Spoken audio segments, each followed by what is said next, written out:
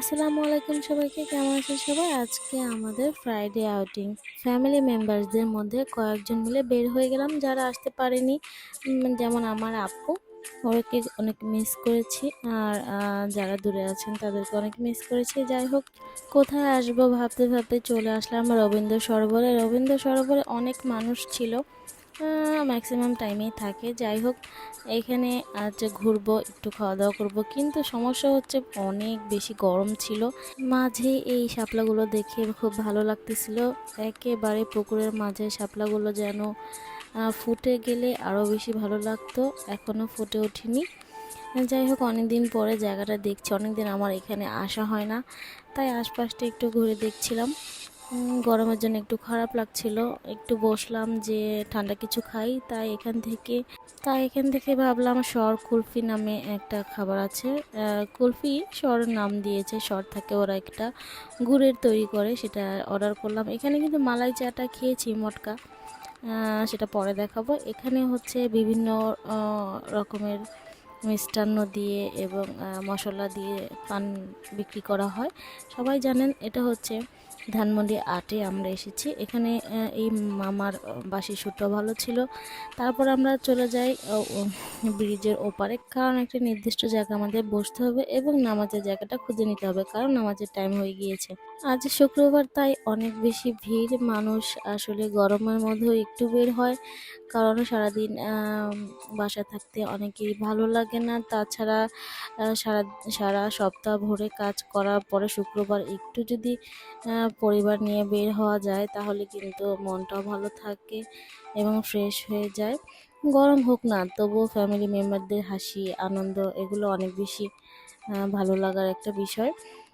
তারপর আমরা ওই পাশে চলে যেতেই মাগরিবের সময় হয়ে যায়, এবং ওখানে ডিঙি রেস্টুরেন্টের পাশে যে লেকে আমাদের বোটিংগুলো হচ্ছে, ওখানে বোটিংয়ে ওঠার ইচ্ছা ছিল, কিন্তু গরম তাই উঠিনি।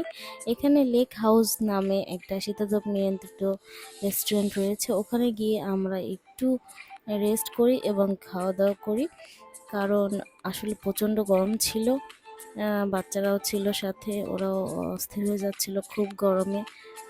আসলে আবহাওয়াটা অনেক বেশি গরমের ছিল, তাই এখানে চলে আসলাম। এই ছোট ছোট কিউট গাছগুলো কিন্তু বিক্রির জন্য, ওদের খুব সুন্দর লাগতেছিল, তাই ভাবলাম আপনাদের সাথে শেয়ার করি।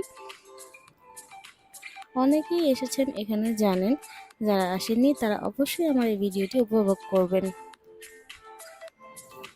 এবং পাশ দিয়ে একটু ঘুরে ঘুরে দেখছিলাম, এবং লেকটার কী অবস্থা এখন সেটাও ঘুরে দেখছিলাম। অনেক মানুষই ফ্যামিলি মেম্বারদের নিয়ে বোটিং করছে, কারণ বাচ্চারা অনেক মজা পায়, আর তাছাড়া দরকারও ছিল এগুলোর।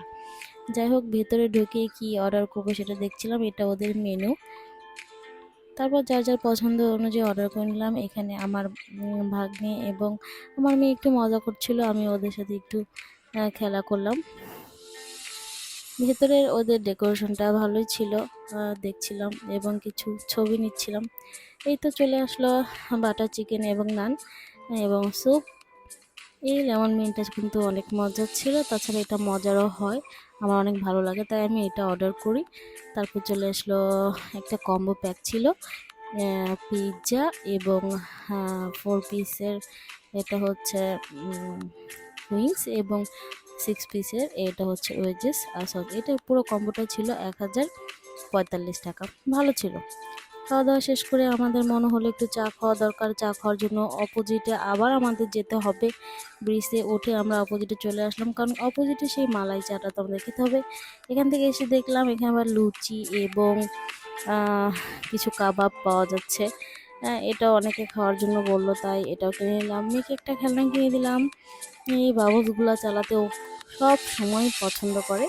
এই তো চলে আসলো মটকা মালাই চা। এর মাঝে কিন্তু আমরা লুচিটাও খেয়ে নিয়েছিলাম, এটা দেখানো হয়নি।